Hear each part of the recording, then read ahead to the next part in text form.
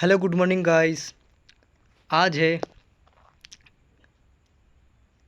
और आज हम इस वीडियो के माध्यम से करने वाले हैं अप्रैल माह के पूरी रिवीजन।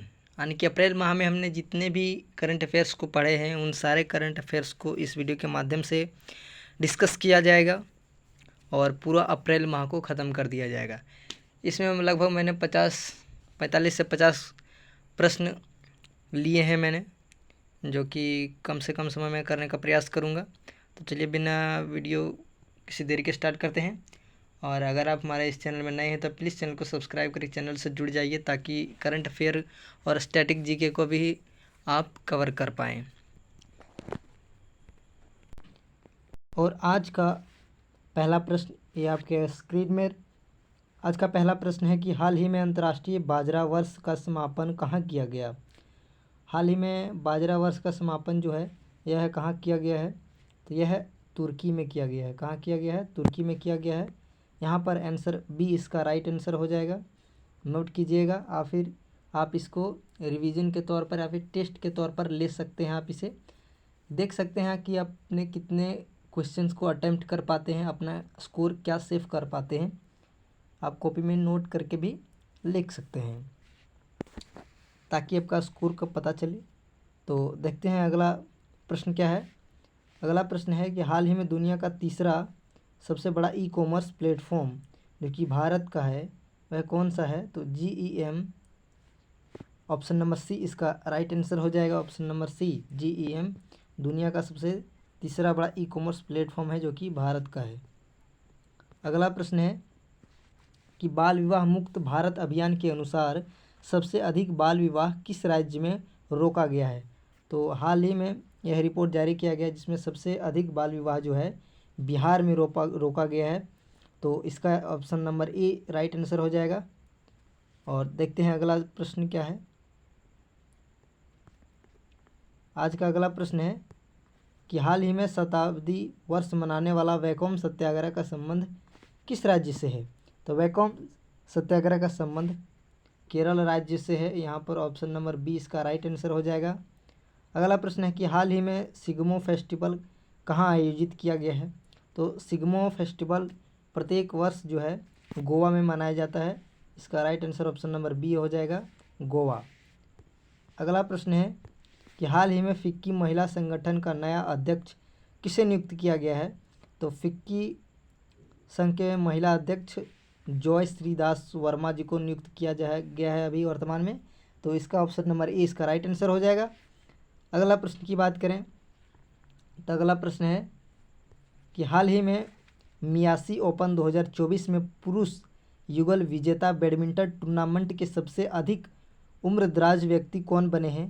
तो यह जो है रोहन बोपन्ना सबसे अधिक उम्रदराज बैडमिंटन टूर्नामेंट के खिलाड़ी बने हैं। ऑप्शन नंबर ए इसका राइट आंसर हो जाएगा। अगला प्रश्न है कि हाल ही में RBI ने अपना कौन सा स्थापना वर्ष मनाया है? तो RBI के द्वारा अभी हाल ही में 90वां वर्षगांठ के रूप में मनाया गया है। तो इसका option number C right answer हो जाएगा। अगला प्रश्न देखते हैं। अगला प्रश्न है कि हाल ही में हॉकी इंडिया ने किस पुरुष वर्ग में सर्वश्रेष्ठ खिलाड़ी घोषित किया है? किसे पुरुष वर्ग में सबसे सर्वश्रेष्ठ खिलाड़ी घोषित किया है?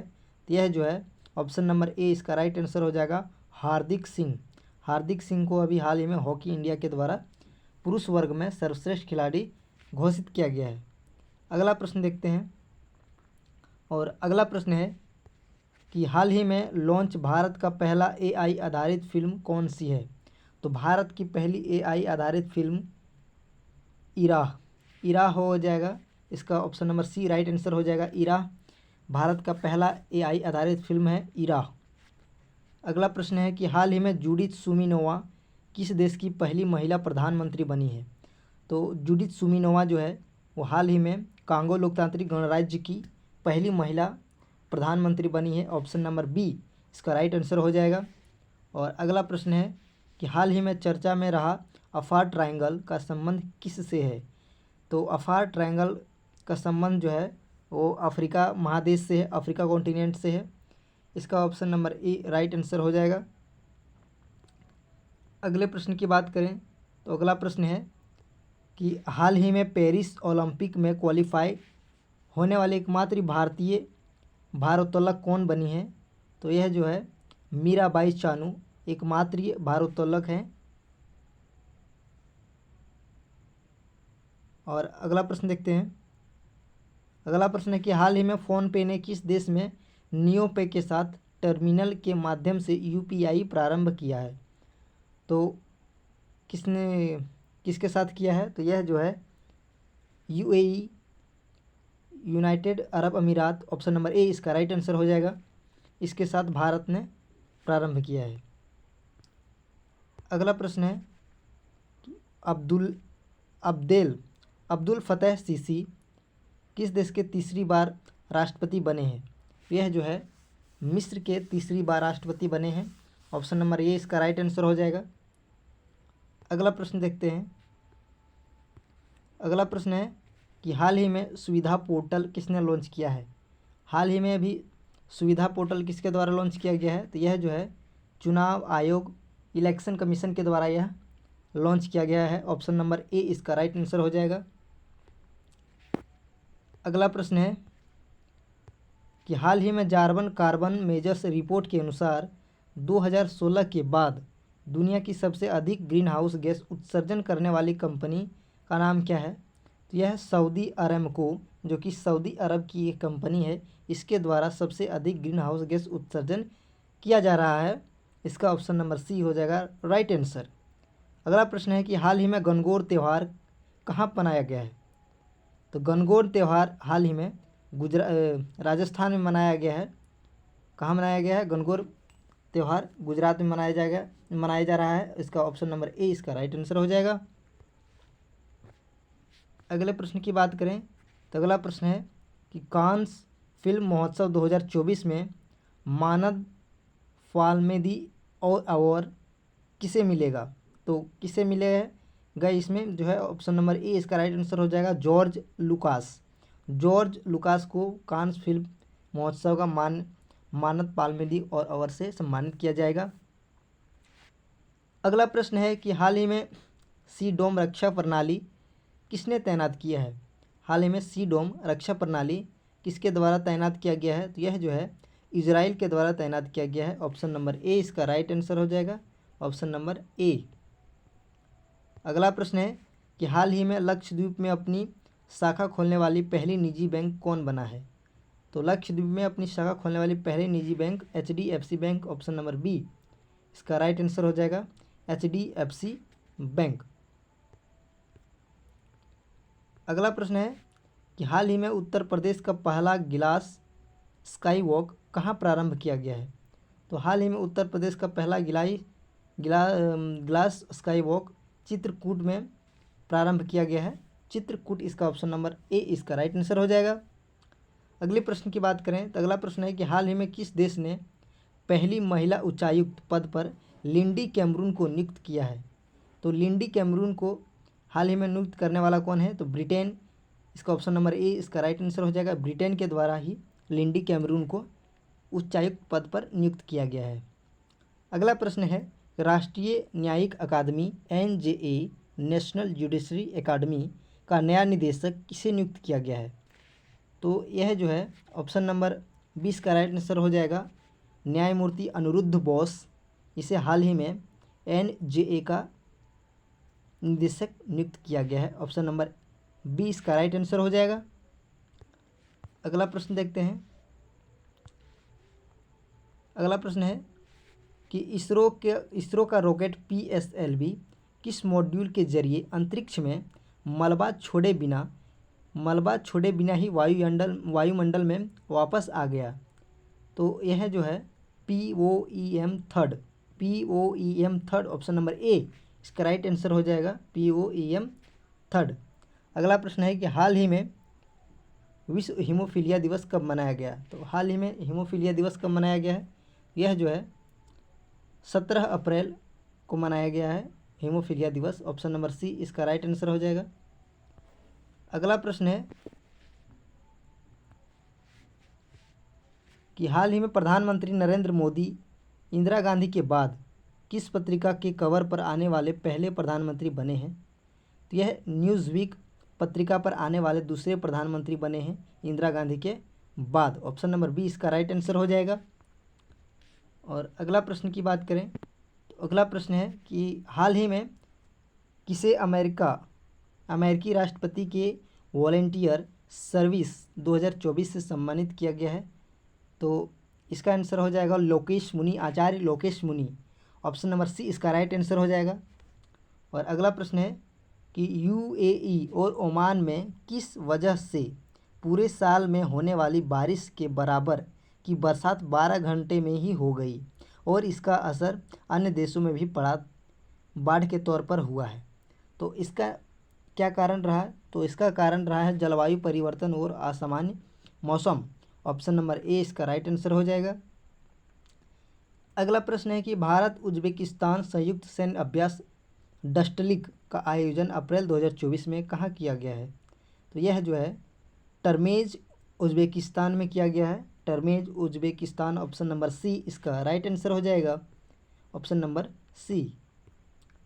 अगला प्रश्न है कि हाल ही में अभी सूर्य तिलक की दुर्लभ दुर्घटना किस मंदिर में दिखाई गई है? तो सूर्य तिलक की दुर्लभ दुर्घटना जो है अभी हाल ही में अयोध्या में श्री राम मंदिर में दिखाया गया है। ऑप्शन नंबर बी इसका राइट आंसर हो जाएगा।